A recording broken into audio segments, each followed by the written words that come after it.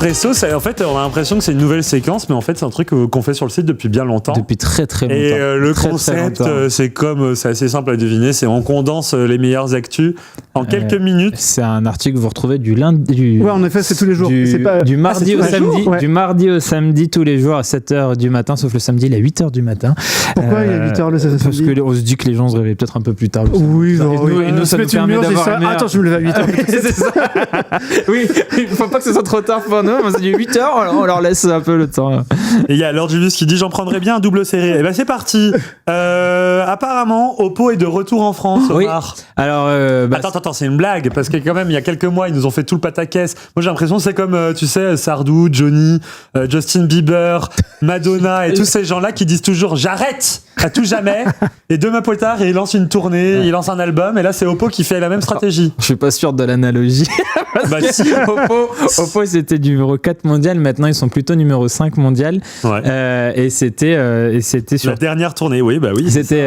Ils ont dit j'arrête, mais seulement en Europe et encore même pas partout en Europe. Par exemple, Oppo Italie ou Oppo Royaume-Uni continuaient d'opérer sur ces marchés là-bas. Mais non, Oppo Europe, en effet, ils ont fait. En fait, tu sais quoi, j'arrête. Et en plus, ce serait même plutôt comme One Direction si je peux tenter une analogie, parce que ça vient d'une dispute avec. Je sais pas, c'est ça les One Direction ou pas? Je tourne vers toi, Hugo. Je sais pas. Je me suis dit un jeune, vite. Non, tu vas couler tout seul, mon gars. Je crois que c'est une dispute, enfin un boys band qui se dispute quoi et tout. Et là en fait c'est Oppo l'année dernière. Je vais refaire un peu le topo. C'est pas volontaire. Oppo l'année dernière, ils avaient ça marchait encore assez bien. Mais on se doutait pas qu'il y avait une affaire en coulisses entre Nokia et pas Nokia la marque de smartphone, mais Nokia le géant des télécoms, des antennes 4G, 5G, de la télécommunication. Il y avait une dispute parce que Oppo utilise des brevets 4G et 5G dans ses téléphones, des brevets de Nokia. Et à un moment, l'accord touchait à sa fin. Ils n'étaient pas d'accord justement après sur le prix qu'il fallait opérer et tout. Et ça, je vais la faire très courte, parce que sinon je fais toute l'émission Unlock sur ce sujet. Procès, interdiction de vente, suspension des ventes en Allemagne d'abord, ensuite procès dans plusieurs pays, dont la France. Licenciement. Il y a eu des trucs et tout, c'était tout très particulier, ambiance pas faux folle en effet, par rapport à des revendeurs, des prestataires qui ont sur de l'événementiel, sur des opérations commerciales ou des choses comme ça. En effet, on avait fait des reportages pour en parler. Il y a des histoires pas très clean, on va dire, au moment du départ. Mais c'était pas Oppo, la marque en elle-même qui gérait la distribution. C'était un prestataire, un intermédiaire, etc. Là, c'est Oppo, du coup, qui a décidé de revenir, qui a annoncé en grande pompe, c'est bon, nos affaires avec Nokia, on les a réglées. Début d'année, à peu près. Au MWC, fin février, début mars, ils étaient là, mais un tout petit stand. Vraiment en mode coucou, on passe une tête, on est là, mais pas trop là. C'était pour faire des deals. Hein. C'était un peu, sans doute, pour faire des deals et tout. Ils préparaient doucement leur retour généralisé en Europe. Et là, ils sont revenus vraiment communiquer. Ils ont sorti les Reno 12 et 12 Pro. Tu peux afficher le Reno 12 Pro, je pense, Naël, à l'écran. Nos photos du Reno 12 Pro, parce qu'on est en train de le tester. Edouard est en train de tester le smartphone. Grosse annonce, ils reviennent, mais pas par le très très haut de gamme. On n'a pas le Find X7 Ultra ou des choses comme ça. Ça, on les a ratés, tout simplement. Ils sont sortis en Chine. Ah voilà, vous voyez le téléphone. Donc, smartphone assez classique de dos, mais il a un bon rapport qualité-prix. Je crois qu'il est à 550. 550, ouais, c'est ça, exactement. Le Reno 12 Pro, il est à 550 €. Est-ce qu'ils reviennent par eux-mêmes ou est-ce que c'est encore un prestataire qui s'occupe d'Oppo en Europe? Non, c'est Oppo, la marque directement. Donc, en fait, moi, je pense ils ont juste voulu se débarrasser de tous les prestataires et revenir par jamais eux-mêmes. Le diront en effet, forcément et tout. Il y a des bruits de couloir qui se disent aussi, ils ont profité de cette affaire avec Nokia qui a pris et tout pour partir, parce que derrière, en plus, petite anecdote, le procès en France, ils l'ont gagné. Alors tout était déjà en train la décision avait déjà été prise et tout, mais ils ont gagné leur procès contre Nokia en France, donc techniquement ils avaient le droit de rester en France. Mais comme ils avaient déjà pris la décision de partir, ils sont partis. Dans le chat, on nous demande Oppo a-t-il trouvé un meilleur gestionnaire de magasins en France? Du coup, ils le font eux-mêmes maintenant. Un gestionnaire de magasins, c'est eux-mêmes du coup maintenant. Il y a une branche française d'Oppo. Ouais, c'est ça. L'Oppo, ils ont un siège en Allemagne qui gère toute l'Europe. Ouais, ok, d'accord. Et donc ça vaut quoi ce smartphone qui est lancé? Alors les premiers retours de prise en main de Edouard, je cite Edouard s'il nous regarde, très très bel écran, très bel écran, nos premières mesures sont excellentes, autonomie très prometteuse et c'est plutôt côté performance que ça a l'air Ah. Voilà. Voilà, ça va pas être. C'est quoi la puce dedans du coup? C'est un Snapdragon. Non, je crois que c'est un Snapdragon. Je vais vous redire ça. Oh là là, les discussions de geeks. Il me semble que c'est un Snapdragon qu'il y a dedans, mais c'est pas un foudre de guerre en effet. Ok, bon, c'est peut-être pas avec ce smartphone qu'ils vont renverser le marché. Bah quand même, 550 €, ça peut être intéressant. Je pense que c'est un tarif. La moyenne le prix moyen des smartphones a augmenté, notamment en France.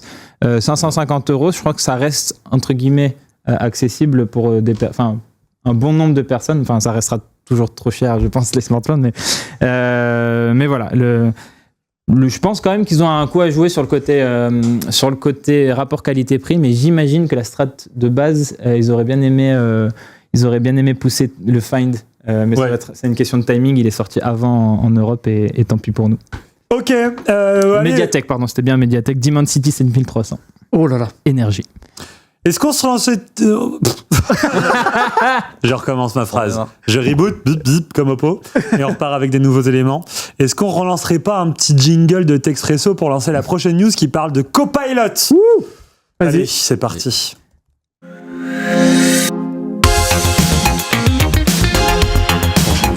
Ouais. Bon alors quoi? Qu'est-ce qui se passe, Copilot? Qu'est-ce qui se passe? Ouais, vous l'avez peut-être vu sur YouTube, Cassim a fait une super vidéo sur la chaîne de Frandroid. Le 18 juin dernier, il y a eu vraiment le lancement officiel, on va dire, des PCIA. Alors, avant, on les appelait les PCIA. T'as vu le message que j'ai lu sur... Et je t'ai répondu. Je regarderai après. Avant, on appelait ça les PCIA. Maintenant, on appelle ça les PC Copilot Plus, qui sont en fait le branding, le programme ou le macaron que Microsoft met sur les PC qui seront du coup compatibles avec ces fonctionnalités IA qui sont sous l'égide de Copilot, quoi.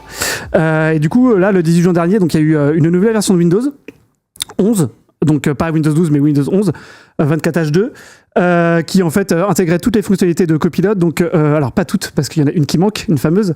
Il y a du coup Image Procreator, Paint, tout ce qui est génération d'images. Il y a toutes les fonctionnalités Windows Visual Effects pour la webcam, et on a Copilot. Alors Copilot, l'assistant Copilot, qui est un peu le chat GPT de Microsoft, en fait a changé un peu de gueule. Avant, on pensait il fonctionnait en local, on pouvait le lancer via un petit bouton. Et maintenant, en fait, ce n'est qu'une progressive web app, ce n'est qu'une application web qu'on lance et puis un programme qu'on lance en local sur son ordi. C'est pas intégré du tout. Et donc, c'est pas intégré du tout. Là, je suis en train de tester actuellement. Alors, cet ordinateur-là, tac. Je sais pas si on le verra à l'écran, je pourrais le mettre. Je suis en train de tester le Surface Pro là en ce moment, qui est en fait le 2 en 1 de Microsoft. Je teste un peu les fonctionnalités IA, et il y a l'assistant IA de Microsoft, donc Copilot, n'a pas beaucoup d'utilité pour le moment. En fait, on est juste une fenêtre ChatGPT qui est connecté web, mais rien de vraiment très personnalisé sur le local. On s'en parlera tout à l'heure, de toute façon, parce que là, on va faire un gros sujet là-dessus. Mais en tout cas, ça fait partie des milliards de PC qui sont sortis depuis le 18 juin. Donc, il n'y a pas que Microsoft qui a lancé ces nouveaux PC. Il y a Dell, Asus, Lenovo, Acer et d'autres. J'en oublie sûrement. Mais en tout cas, vraiment, le 18 juin, c'était vraiment le coup d'envoi officiel des PC Copilot Plus, quoi. Et ces PC, donc, ils ont une particularité hardware en plus par rapport à ceux d'avant. Et ça, on en parlera plus tard dans une autre rubrique. Ils ont ce qu'on appelle un NPU, donc une puce accélératrice d'IA. Mais ça, on en parlera tout à l'heure. Mais en tout cas, c'est des ordinateurs qui sont censés être plus rapides, plus efficients. Donc plus d'autonomie et plus fin. Je suis allé chez Lenovo il y a cette semaine-là. Nous, les constructeurs vraiment se reposent entièrement sur Microsoft. En mode, nous, on fournit du matériel, on est vraiment là pour fournir un bel écran, un beau châssis, tout ça. Et nous, par contre, on fait aucune éducation sur l'IA. En fait, on rebalance limite les vidéos, comme vous voyez là actuellement là sur le. Ah ouais, il te balance ça. Il te balance ça, il te l'intègre dans le trailer de l'ordi. Mais dans le trailer de l'ordi. Dans le trailer de l'ordi, je sais pas comment tu dis ça. Dans le pré-roll. Dans le pré-roll. Mais en tout cas, oui, il y a vraiment, on se repose vraiment beaucoup sur Microsoft là-dessus, quoi. Et aussi, c'est des PC qui, du coup, embarquent une nouvelle puce ARM. Donc ça aussi, allez voir la vidéo de Cassim. Je vais pas m'étendre trop sur le sujet, mais allez voir la vidéo de Cassim. Mais en tout cas, c'est la puce ARM qui qui est intégré depuis 4 ans sur les MacBooks d'Apple. Donc là, vraiment, on est un peu sur le renouveau du PC cette année. On est en train d'en tester en ce moment chez Frandroid. On a déjà le test du VivoBook de Asus. Là, on a les surfaces qui sont arrivées. C'est prometteur, mais c'est pas forcément la révolution attendue parce que voilà. C'est ce que j'allais dire. C'est tu disais, ils se démarquent sur le matériel, c'est un peu dommage. Enfin, c'est le renouveau du PC, mais finalement, c'est un peu tous. Oui, en fait, pareil. Juste un peu le. En fait, tous les PC sont quasiment pareils. Ils ont des écrans beaux, des écrans OLED ou pas OLED ou autre. Mais sachant qu'il y a des fonctionnalités qui manquent, notamment la fameuse Recall, la fonctionnalité qui permettait d'avoir un historique complet, un peu comme dans Black Mirror, quand l'épisode de Black Mirror où vous aviez vraiment l'historique complet de ce que vous avez fait de toute votre vie. Bah, là, c'était pareil, sauf que là, il y a eu des petits problèmes de sécurité, de confidentialité. Donc, pour l'instant, la fonctionnalité phare qui était Recall n'est pas encore active sur ce genre d'ordi. Donc, voilà. Là, c'est le début. Là, ça fait une dizaine de jours. On a plein de PC. On nous propose plein de PC toutes les semaines. On a plein de trucs à tester. On attend de voir vraiment où est, pour l'instant, la grande révolution. On est vraiment sur une belle évolution, mais voilà. Bon, du coup, là, en fait, ce qu'il faudrait, c'est que ça soit intégré au PC direct. Oui, en fait, là, c'est intégré au PC direct, mais il faut acheter des nouveaux PC pour ça, quoi. Ouais. Et il faut que toutes les fonctionnalités soient actives. Hein. Là, Copilot, c'est un peu décevant pour l'instant, je suis désolé. Recall, pour l'instant, c'est désactivé, c'était dans la bêta. Donc, en fait, c'est un peu un lancement en demi-teinte. Ouais, je vois. J'aime bien dire qu'il s'est excusé auprès de Copilot. Je suis désolé. Je suis désolé. Non, mais en plus, tu n'as pas 15 à ton mémoire. Après, belle machine et tout. Hein, on en parlera du Surface peut-être tout à l'heure. Mais en tout cas, oui, pour ce qui est de Copilot et des PC IA, on attendait d'être encore convaincu chez Frandro, quoi. Très bien. Bon, allez, news suivante, c'est parti. Oui. Changer de place, tiens. Hugo. Là, Omar, là. D'accord. Ouais. Les on va faire un petit changement de place parce que bon. Donc moi, je dois aller où? Et Omar, là-bas. Okay. Hugo, ici. Ça se voit que c'est une émission dynamique, quand même. Ouais, t'as vu, c'est ça. On fait ça à chaque rubrique. Ah, encore. C'est les chaises musicales. Non, en fait, c'est bon. Bah oui, c'était bon. J'avais dit les bons trucs. Bon, alors, du coup, après, Hugo, qu'est-ce qui se passe 10 juillet, Galaxy Unpacked annonce donc des nouveaux pliables de Samsung, dont le Galaxy Z Flip 6. Eh oui. Alors lui, smartphone pliant très attendu, pas très cher pour un smartphone pliable. Enfin, c'est pas le format livre qui est super cher. Mais juste avant, il y a Motorola qui a dégainé 2 smartphones pliables. Toujours juste derrière Samsung à chaque fois. Juste avant, là, du coup. Juste avant, derrière, enfin, il précède à chaque fois. Ouais. Et alors, donc il y a 2-3 ans, on aurait dit, bon, on s'en fout un peu. Je peux le voir. Prends-le, montre-le à la caméra. Je sais pas si on peut le voir en top shot. On l'a pas paramétré, je crois. Oh si, il est paramétré, il y a ce qu'il faut. Donc il y a 2-3 ans, on aurait dit, Motorola, on s'en fout, vraiment, ils sont éclatés. Cette année, on sent que vraiment, ils ont pris ils ont monté en puissance, rien qu'à voir l'écran externe, qui est quasiment 4 pouces. Donc là, on le voit, il entoure. C'est vrai qu'il est impressionnant. Il entoure les objectifs, il prend quasiment toute la surface. C'est pas comme sur le Z Flip 5 où il laissait la place. C'est un peu dégueulasse. Moi, c'est un peu moche. C'est vrai que là, c'est vraiment. Par là, contre, je vois pas du coup, sur les 2 applis qui sont là. Ça, c'est un peu problématique, ça. C'est le seul problème. Mais c'est le seul problème. J'ai mis mes 2 applications favorites là-bas. Ici. Là, c'est complexe. Tu peux défiler normalement, ou si tu en ajoutes. Je défile comment? Ah oui, comme ça. Voilà, comme ça. Ah oui, en fait, il y a vraiment tout. Ils ont tout mis Android. Alors, en gros, donc c'est comme sur Samsung, toutes les applications sont compatibles avec l'écran externe. Mais avant, c'était pas le cas sur Samsung. Samsung, c'est pas le cas. Samsung, il faut passer par Good Luck pour faire ça. Ok, alors donc c'est un des avantages des Motorola. Et ils ont aussi, si tu défiles sur le côté, moi je sais le truc. Donc voilà, donc c'est assez impressionnant même au niveau technique. Les 2 écrans, ils sont 165 Hz, Full HD+, il y a tout ce qu'il faut. Il y a une bonne puce, les écrans, ils sont bien calibrés, tout ça. Toi, t'aimes bien? Ouais, j'ai fait un test complet sur Frandroid, il a eu 8 sur 10. Et il est long, par contre. C'est comme un flip, le format? Là, c'est 22/9, donc je pense que c'est comme un... Ça doit pas être loin, en tout cas, je pense. Pas très loin. Il me semble plus en longueur. Il a l'air plus fin aussi, non? Ou c'est juste le côté arrondi, tête des bords qui est... arrondi quand même, mais il est assez fin. Et pour autant, la batterie, elle tient ok. Pour un smartphone pliable, c'est vraiment pas mal.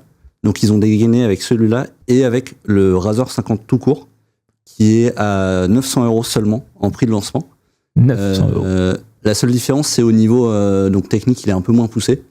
Et l'écran externe, il est un peu plus petit, mais on va essayer de le tester et ça s'annonce comme étant un très bon produit. Et surtout, le Razer 50, du coup, 900 €, ça fait de lui le téléphone pliant le moins cher de France. Parce qu'en fait, à part les en 2024 et ceux-là, il n'y a aucun autre concurrent sur le marché français. Il y a eu Oppo il y a 2 ans. Le Find N2 Flip. Ouais. Il était à combien, lui il était à 1200 aussi, je crois. 1100 ou 1200 €. Ouais, quelque chose comme ça, je pense. Donc voilà. Donc au-delà des 1000 €. Et là, il est en dessous des 1000 €, et c'est ça qui est intéressant. Enfin, pas celui-là que tu as montré, mais le Razer 50. Ouais, donc même sur les smartphones pliables à clapet, Samsung a du souci à se faire. Il y a Lord Gibus qui dit « J'imagine pas le prix de la réparation quand l'écran est cassé ». C'est vrai que je pense pas que c'est des smartphones qui sont super réparables. C'est le problème. Ouais, c'est vraiment l'autre problème. Après, avec les années, peut-être que ça va baisser. Espérons. Oui, on espère. Moi, la crainte que j'ai sur ça, c'est que ça fait un moment qu'on espère que... Ça fait un moment qu'on est en mode, non, ça devrait baisser progressivement. Ah, ça devrait baisser. Au bout d'un moment, ça va baisser. En fait, on est toujours un peu... Du coup, mea culpa, j'ai vraiment pas les prix des réparations. Je sais pas du tout, mais... c'est pas grave. Non, mais on va se renseigner là-dessus. Ouais. Et qu'est-ce que je veux dire sur le Flip 6, là, on attend beaucoup de nouveautés ou pas au niveau de l'écran externe, je parle. Écran externe plus grand. Ah oui, mais genre comme celui-ci là qui déborderait sur les objectifs. Je suis pas sûr. J'en doute un peu, mais je me demande s'ils vont pas opter quand même pour un format plus rectangulaire, alors que celui du Flip 5, il y avait l'encoche, et je suis pas sûr qu'ils vont la garder ça. Peut-être on espère aussi toutes les applications compatibles avec l'écran externe. Ouais. Ça serait cool. Baisse de prix, on n'y croit pas trop. Oui, c'est pas dans les rumeurs. Donc voilà. C'est pas trop le cas. Alors. En ce moment. Petit choix de Motorola qui est super étrange sur le 50 Ultra. Donc il y a un capteur principal et c'est pas un ultra grand angle, c'est un téléobjectif. Donc il n'y a pas d'ultra grand angle dessus. C'est rare. Ça. D'ailleurs, sur les 50 tout court, il y a ça. Ouais. Dans les commentaires, vous pouvez nous dire aussi, je me permets, dans les commentaires, s'ils peuvent nous dire s'ils préfèrent le téléobjectif ou l'ultra grand angle, parce que c'est une discussion qu'on a eue avec Hugo. Donc à choisir ultra grand angle ou téléobjectif, qu'est-ce que vous choisissez? Ça vous intéresse? Je sais pas toi, Arnaud. Moi je préfère vive le télé. Geoffroy nous dit vive le téléobjectif. Oui, je suis d'accord, mais c'est vrai qu'un ultra grand angle c'est quand même méga pratique quoi. Aussi. Pour les paysages, moi je trouve ça mieux. Bah oui, le zoom c'est sympa, mais bon. Brocoli vapeur téléobjectif. Pour l'instant on est sur un. Tu es seul face au. Tu es seul face au public. Bon, bref, ok, d'accord. Donc, ce Motorola, très prometteur. Ouais. Il peut faire mal à Samsung ou pas? Alors, du point de vue des ventes, c'est compliqué. Motorola commence à gagner quelque part de marché, mais c'est très compliqué, surtout au retour d'Oppo. Honor, on voit qu'il monte en puissance. Donc, Motorola, il vise la... Mais avec les pliables, ils sont les seuls concurrents. Attention, il y a Honor qui arrive cette année. On s'attend à ce que Xiaomi y arrive d'ici pas si longtemps que ça. Donc Motorola a aussi du souci à se faire, mais c'est prometteur. Ok, donc on peut se réjouir quand même un petit peu qu'ils essayent de... C'est cool d'avoir de la concurrence sur le Flip. De créer de la... C'est vrai que c'est le seul un peu. Hein. Ouais. C'est le seul. Il y a Energizer, je crois qu'il y a... C'est vrai en plus. Oui, WC, c'est Alifa, mais WC je pense. Ok, allez, l'app de la semaine, c'est parti.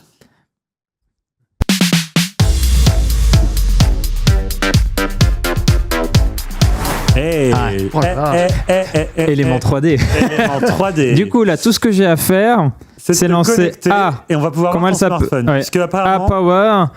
Tac. Là, je suis bon, en fait. Là, je suis connecté, non? Ouais, t'es connecté, c'est bon. C'est bon. Donc, on peut voir. Est-ce que vous pouvez voir mon écran? Du coup, ça, pas encore. Naël, tu me dis s'il y a un souci. Sinon, on va lancer le screen record que j'avais fait. Vous me dites quand je peux y aller, normalement. J'ai l'impression qu'il se passe rien. Non. Il y a une panne de Wi-Fi. Terrible. Essaye de décoroco peut-être. Tu peux montrer le screen record en attendant. Ouais, ça marche, pas de souci. Terrible. C'est hilarant. On a une panne de Wi-Fi. La panne de Wi-Fi pendant l'émission. Vous le voyez encore, c'est génial. Bon, je vous l'ai dit. Ah non, c'est reparti. C'est reparti. Je vois le Wi-Fi là. Oui, c'est reparti, mais est-ce que lui, il y a accès du coup de son côté, Naël? Je ne sais pas. Remets-toi sur le Wi-Fi. Je suis sur le Wi-Fi, moi, il n'y a pas de souci. Normalement, c'est bon. Hein. S'il peut tenter ou pas d'afficher. Normalement, on est bon. Payez-vous un vrai routeur. Un vrai routeur. J'attends qu'il y ait l'image. En tout cas, je voulais vous parler de Worldbox. C'est un petit jeu auquel je joue. Alors, c'est pas une nouvelle application ou pas. Un peu des jeux, moi, en ce c'est moment, pas du tout une nouvelle application ou quoi. Mais j'ai juste pas l'image. Moi, j'ai pas le retour. Donc, je sais pas si vous voyez. Et on nous dit dans le chat, payez-vous un vrai routeur. Mais vous croyez quoi? Vous croyez quoi? On les fabrique nous-mêmes. Vous croyez qu'on est chez Free ou quoi? Pas du tout. On est chez Free. On est chez Free. Non, pas pour le studio. Ah, d'accord. Chez Orange pour le studio. Ok. Parce que chez Free, c'est pas stable. Ok. Alors, c'est une bonne connexion, mais pas stable. Là, c'est Orange. Et c'est mon téléphone. Est-ce que c'est mon écran? Non, c'est pas du coup de mon écran. Il l'a mis. On voit un logo. Ok. Bon, d'accord. C'est le logo du jeu. Naël, je sais pas. Ouais, c'est le logo du jeu, c'est pas mal. Écoute, je vais faire au mieux. Alors, n'hésite pas à mettre les captures d'écran que j'ai faites et le screen record que j'avais fait. Mais ça va être compliqué sans image du coup. Mais c'est pas grave. On y va. C'est quoi le concept? Le concept, c'est que tu es Dieu littéralement dans un monde. Le téléphone allumé au cas où. Au cas où. Je suis connecté au cas où. C'est un jeu où je peux. Du coup, tu as une map. Tu peux contrôler la map vraiment comme tu veux en rajoutant des montagnes, du sable, de l'eau, des machins. Et c'est mon écran. Ah non, ça c'est le screen record, je crois. C'est le screen record. Oui, vas-y. Tout à fait. Je crois que c'est le screen record. Oui, c'est bon. Et du coup, ça ressemble à ça. C'est un jeu très pixelisé. C'est du pixel art. C'est assumé comme jeu. Et vous voyez, en fait, je peux rajouter des bonhommes dedans avec des elfes, des humains, des orques et des nains. Je les balance sur cette map, par exemple, et tout. On les voit se balader. Une fois que j'en ai mis plein, ils commencent à créer des villages qui commencent à devenir des nations, qui peuvent faire des alliances. Et après, moi, tout ce que je peux faire, c'est... en fait, je vois le monde évoluer. Je peux ne rien faire et juste voir un peu comment les alliances ou les guerres se forment. Si je me fais un peu chier, je déclenche des guerres, je déclenche des alliances, je balance une catastrophe naturelle, je peux mettre des tempêtes, je peux faire à peu près ce que je veux, balancer de la pluie, de l'acide, des bombes. Là, vous voyez, au milieu de la map, il y a un volcan qui est en train de... Là, par exemple, de ce que je suis en train de montrer là sur le screen record, c'est quand je zoome, plus on peut voir les bonhommes s'activer et tout. Là, j'ai créé un peu de terre, vous voyez, je suis en train de faire tu es Dieu. Un îlot. Là, je fais un petit îlot, je fais un banc de sable, je vais mettre quelques montagnes juste après. Voilà, là, je mets des petites montagnes. C'est dégueulasse. C'est du pixel art, c'est complètement assumé. Et en fait, en effet, c'est un peu brouillon, on va dire, quand tu dézoomes de ouf. Mais ce que j'aime bien, voilà, je choisis l'épaisseur de ce que je veux faire. Et après, je vais balancer. Avec ton stylet de ton S24 ? Ah, j'ai jamais essayé, tiens, non. J'ai jamais essayé si je pouvais le faire avec les stylets. Ça me semblerait pertinent. Ouais, on pourrait, en effet. Après, là, vraiment, j'y vais en mode gros bourrin. Bah oui. Je balance mes petits humains, là, j'ai mis des humains. Là, j'ai balancé les humains. Tu vois qu'ils forment tout de suite un petit village, des choses comme ça. Après, je crois que je fais une passerelle avec le continent pour qu'ils aillent se faire la guerre facilement. Et ce genre de choses. Il y a un volcan au milieu, j'ai pu l'éteindre en mettant une montagne dessus. D'abord, j'ai fait pleuvoir. Enfin bref, je fais vraiment ce que je veux. Je m'amuse bien dedans dans ce jeu, dans le métro ou sur un temps de pause comme ça. Quand j'attends quelqu'un, je me prends pour Dieu dans un monde pixelisé. Et c'est complètement con. C'est vraiment pas le jeu le plus beau, ça, je le concède totalement. Mais il y a une belle liberté de choses à faire, même sur la version gratuite, parce que moi, j'ai payé quelques petits euros, pas très cher, pour avoir tout. Tous les peuples. Ah ouais, moi je kiffe. En vrai, moi je kiffe. Et pour vous dire, j'ai découvert ce jeu parce qu'il existe sur PC. Voilà, là j'ai balancé une bombe dans le cratère du volcan. Voilà. J'ai découvert ce jeu avec une vidéo du joueur du grenier qui jouait sur PC. Et en fait, ça m'a donné un petit peu envie. Et lui, il avait... pu le faire en direct. Il y a quelqu'un dans le chat qui dit s'il vous plaît, donnez du travail à Omar. Il se prend pour Dieu, il faut l'arrêter. Là, je vois les nations et tout, je déclenche des volontés d'indépendance dans certaines nations qui commencent du coup à se lancer la guerre, et après je regarde comment ça se passe. Quand j'ai mes chouchous qui sont en train de se faire démonter, je force la paix, ce genre de choses et tout. Voilà. Donc, ok. C'est complètement... T'es plutôt tyrannique ou bienfaiteur alors? Je suis plutôt bienfaiteur, et des fois, vraiment, quand il y a un peuple qui est en train de trop conquérir tout le monde et ça me saoule, je suis un peu plus tyrannique. Et tu jouais avant à Civilisation ou pas du tout? J'ai joué un peu à Civilisation, mais j'étais très nul. J'ai joué à Kozak, je crois. Ouais, Kozak, j'ai joué quand j'étais beaucoup plus jeune. Kozak 2, je crois. Et je m'amusais bien, ouais, à tout ce qui est Pharaon aussi, j'avais joué. Oui. Pharaon, c'était sympa. Ce genre de truc. Mais à chaque fois, j'avais des épidémies et ça me saoulait. J'étais pas très bon. J'ai jamais été très bon à ces jeux. Là, ce qui est bien, c'est que je perds pas en fait.